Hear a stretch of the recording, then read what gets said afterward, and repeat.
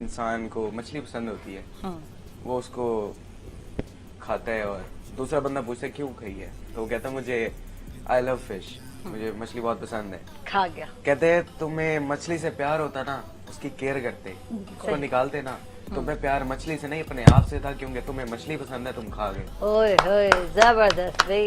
और औरत के साथ भी यही होता है कि इंसान को अपने लिए पसंद होती है, प्यार नहीं होता वो। सही। जो इश्क होता है वो देने का नाम है, प्यार देने का नाम, रिस्पेक्ट देने का नाम। वाह जी वाह, क्या ये होता है है कि वो दो- जी। ये नए लोग अच्छे आ रहे हैं। नए लोग अच्छे।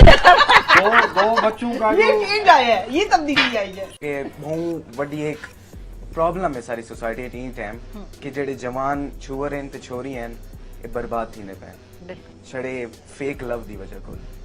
जितना सा इस्लाम तो दूर रहने पाया ना, उतना सा बर्बादी के करीब रहने पाए। जो तू बोलना सी ओ तू बोल चुका, इस यारी नु तराजू ते तोल चुका, अपनी सारी फेकनेस अगे खोल चुका, दिलू मेरे अपना ना तू हुण खो चुका, मेरे सपने बड़े तेरी छोटी सोच है, खुद नु खोया तै मैं किती खोज है।